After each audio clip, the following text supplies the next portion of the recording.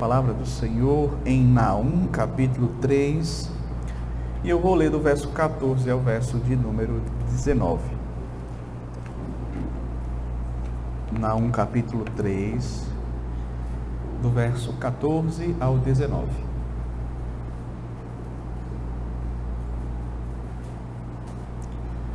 Nos diz assim a palavra do Senhor: tira água para o tempo do cerco,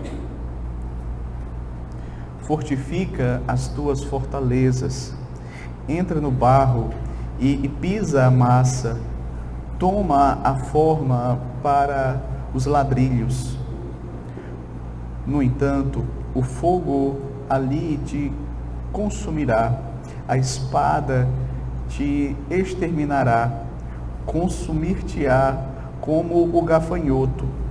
Ainda que te multiplicas como o gafanhoto e te multiplicas como a lacusta, ainda que fizeste os teus negócios, os teus negociantes mais numerosos do que as estrelas do céu, o gafanhoto devorador invade e sai voando.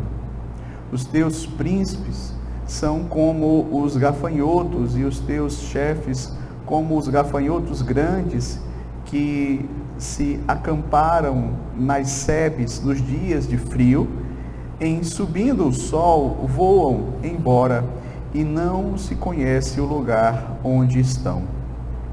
Os teus pastores dormem, ó rei da Síria, os teus nobres dormitam.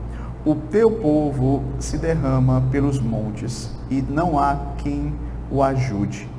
Não há remédio para a tua ferida, a tua chaga é incurável. Todos os que ouvirem a tua fama baterão palmas sobre ti, porque sobre quem não passou continuamente a tua maldade. Até aqui, queridos, a leitura da palavra do Senhor nosso Deus. Queridos, nós hoje temos a grata satisfação de podermos concluir nossa série de meditações no livro do profeta Naum. E veja, Naum, ele, aqui nos últimos versículos do capítulo 3, ele está proclamando o juízo de forma definitiva contra a cidade de Nínive. Veja que Naum aqui, ele mostra claramente que o fim de Nínive já está decretado. Deus já havia pronunciado decreto dele a respeito daquela cidade e o juízo viria com toda certeza. Veja, nós vamos perceber aqui, nesses últimos versos, que o Senhor, ele vai se utilizar de uma certa ironia, de um certo sarcasmo, justamente porque ele vai mostrar claramente que, por mais que Nínive se esforce para evitar o juízo que virá sobre ela, esses esforços, eles serão inúteis. Eles não vão livrá-la do castigo do Senhor Deus que está para vir sobre aquela cidade. Então, o Senhor, ele vai mostrar que nada poderá reverter o decreto dado por ele a respeito da cidade de Nínive. A profecia, ela vai então se encerrar com a certeza de que Nínive vai ruir, Nínive vai cair, Nínive ela vai ser destruída, e isso terá uma repercussão sobre as nações que ela domina, sobre as nações que ela estava ali maltratando, subjugando, dominando cruelmente, como era característica da Síria. Essas nações, elas iriam ficar felizes com a queda daquela grande cidade. Então, essa mensagem, queridos, do livro de Naum é uma mensagem preciosa que vai nos mostrar como o juízo de Deus é algo sério, como o juízo de Deus é algo que é inevitável. Como nós só poderemos fugir do juízo de Deus fugindo para o próprio Deus. Veja, nós vamos ver aqui essa meditação com base nesse tema, o juízo de Deus é inevitável. E eu gostaria então de destacar 2 pontos importantes aqui que eu gostaria de compartilhar com os irmãos. O primeiro deles é que os esforços humanos são inúteis diante do juízo de Deus. Ou seja, não adianta, o homem pode se esforçar ao máximo, ele pode contar com a força e o poder de outros, mas nenhum esforço humano vai, de fato, ter alguma utilidade quando o juízo de Deus chegar. E isso é demonstrado aqui por meio do juízo que estava para vir sobre Nínive. Aqui do verso 14 e verso 15, nós vamos perceber um tom de ironia na profecia. Nós vamos perceber que Naum vai justamente, inspirado por Deus, mostrar a inutilidade dos esforços humanos para evitar o juízo de Deus. Veja o verso 14. Tira água para o teu cerco, fortifica as tuas fortalezas, entra no barro e pisa a massa, toma a forma para os ladrilhos. No entanto, o fogo ali te consumirá, a espada te exterminará, consumir-te-á como o gafanhoto. Ainda que te multiplicas como o gafanhoto e te multiplicas como a lacusta. Então, queridos, aqui Naum ele está exortando Nínive e ele está dizendo: olhe, armazene a sua água, guarde água potável para o dia do juízo, o dia do cerco militar. Ele também sugere que o povo inspecione as suas fortalezas, que eles verifiquem as fortalezas, que eles reforcem as fortalezas, pois a batalha estava prestes a acontecer. Além disso, ele menciona também a necessidade deles fazerem tijolos para restaurar as defesas da cidade, indicando algo que é interessante aqui no texto, porque o texto traz a ideia de que enquanto eles estarão lutando contra o exército invasor, enquanto eles estiverem ali guerreando e batalhando e as muralhas de Nínive forem atingidas, que eles continuem lutando e tentando restabelecer as muralhas, tentando repará-las no meio da guerra. Já pensou que coisa impossível de ser feita, não é?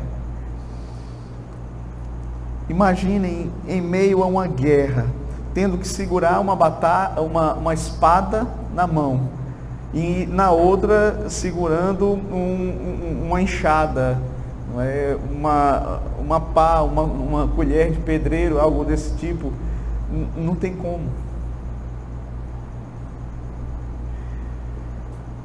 Então, veja só, esse esforço, ainda que fosse um esforço gigantesco da parte dos ninivitas, eles não conseguiriam manter a cidade de pé. Eles não conseguiriam manter as muralhas de Nínive em pé. Inclusive, é interessante porque as próprias muralhas de Nínive, de acordo com os comentaristas, elas eram tão fortes e tão largas, os muros daquela cidade, que dava para 3 carros andarem enfileirados nas muralhas da cidade de Nínive. Então, uma vez que aquelas muralhas caíssem, eles não iam conseguir levantá-las ou repará-las ou de algum modo evitar que o exército invasor penetrasse as suas muralhas. Então, não importava o que eles fizessem, a destruição era inevitável. O texto ainda nos fala que a cidade seria consumida pelo fogo e seus soldados agiriam como gafanhotos, o exército inimigo viria como gafanhotos para destruir a cidade. É uma imagem muito forte.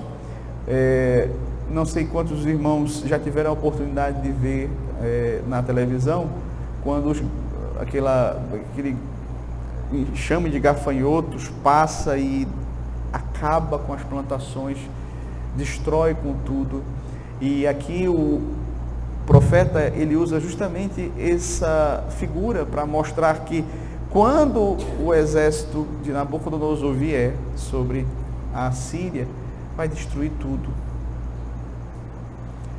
O fogo vai consumir, os inimigos, os guerreiros inimigos vão invadir a cidade, vão destruí-la, e ela vai ser completamente destruída pela força do inimigo. Então, de forma provocativa, aqui Naum, ele ordena que Nínive se prepare, que ela invista tempo, não é? Que ela invista os seus maiores e melhores esforços para tentar resistir no dia do juízo de Deus, mas ainda assim ele vai deixar claro, nada disso adiantará, porque aquilo que o Senhor Deus, ele decreta, vai se cumprir, inevitavelmente. Um segundo ponto que eu gostaria de tratar hoje, queridos, é que o juízo de Deus é definitivo e a causa da alegria dos povos. Veja que isso vai ficar claro aqui a partir do verso 15 da parte B até o verso 19. Eu vou começar lendo aqui a partir do verso 15, na parte B. Ainda que te multiplicas como o gafanhoto e te multiplicas como a lacusta, que é um outro tipo de gafanhoto também, ainda que fizeste os teus negociantes mais numerosos do que as estrelas do céu, o gafanhoto devorador invade e sai voando. Os teus príncipes são como os gafanhotos, e os teus chefes como os gafanhotos grandes, que se acampam nas sebes nos dias de frio, em subindo o sol, voam embora e não se conhece o lugar onde estão. Os teus pastores dormem, ó rei da Síria, e os teus nobres dormitam. O teu povo se derrama pelos montes e não há quem o ajunte. Veja, aqui nós vamos perceber que Naum, ele vai mencionar o comércio de Nínive, que na sua glória, no seu apogeu, quando Nínive era a grande potência do mundo ali, da época, ele era um comércio extremamente forte. Era um comércio onde as cidades vinham para negociar ali. Porém, quando o juízo de Deus chegasse até aquela cidade, o que iria acontecer? Os comerciantes iam fugir para salvar as suas vidas. Eles iam abandonar Nínive à sua própria sorte. Assim como gafanhotos, e aqui ele usa mais uma vez a ilustração de gafanhotos, só que de uma outra forma. Ele vai mencionar, assim como gafanhotos em uma terra que eles consomem tudo que há naquela terra e vão embora, assim vão ser os seus comerciantes. Eles vão embora, eles vão abandonar o barco, eles vão correr e vão fugir e ninguém vai ficar. O versículo 17 menciona que os líderes da cidade, comparados também com gafanhotos, diante do frio, eles pousam sobre as paredes, mas com o nascer do sol eles desaparecem. Assim também seriam esses príncipes da cidade, esses líderes da cidade, os governantes assírios, diante daquele grande perigo real, eles iam fugir, eles iam correr. Era cada um por si, e a cidade ia ficar nas mãos do exército inimigo. Aqueles que não fugissem seriam mortos. É isso que nós temos visto no decorrer do livro, a calamidade, a tragédia, quando o juízo de Deus fosse derramado ali sobre Nínive. Seria algo terrível. Versículo de número 18, Naum aponta diretamente para o monarca da Síria, ironizando ele porque ele se considerava e ele se proclamava como sendo o grande pastor daquela cidade. Mas aqui você vai perceber que ele seria completamente abandonado pelos seus súditos e a destruição chegaria até ele. No verso 19, que encerra o livro, que encerra a profecia, nós vamos perceber Naum mostrando que o julgamento de Deus traria alegria para aqueles povos que eram oprimidos pela Síria. Verso 19, não há remédio para a tua ferida, a tua chaga é incurável. Todos os que ouvirem a tua fama baterão palmas sobre ti, porque sobre quem não passou continuamente a tua maldade? Aqui Naum, ele vai excluir qualquer esperança de restauração para a cidade de Nínive. Ela será destruída. Ele diz assim, não há remédio para a tua ferida. Ou seja, mostrando claramente, não vai haver restauração para essa cidade. Ela vai sim ser destruída. A chaga dela é incurável. E todos que ouvirem, todos que souberem aquilo que aconteceu com ela, vão bater palmas, vão se alegrar, porque de fato a maldade daquela cidade era uma maldade muito grande. Por isso que Naum termina sua profecia, o seu livro, justamente mostrando porque sobre quem não passou continuamente a tua maldade. Então, os povos que sofriam ali sob o jugo cruel dos assírios iam celebrar a queda da Síria, pois finalmente estariam livres daquela nação opressora. Diante disso, queridos, eu gostaria de concluir nesta hora trazendo algumas aplicações para as nossas vidas desse texto que nós acabamos de meditar. Primeiro, o que eu gostaria de destacar é: não adie o seu arrependimento. Veja, a história de Nínive nos ensina que o tempo para se arrepender é hoje. Hoje é o dia da salvação. Se você ainda não é salvo em Cristo Jesus, não perca a oportunidade que lhe é dada. É interessante porque nós mencionamos isso no início das meditações sobre o livro do profeta Naum. Nínive tinha sido visitada pelo profeta Jonas, e durante aquela geração que Jonas pregou a palavra de Deus, aquela nação tinha se arrependido. Mas uma vez que aquela geração passou, veio a outra geração e preferiu andar nos pecados dos antepassados, não é? Voltar a praticar aquelas maldades que os seus pais haviam se arrependido.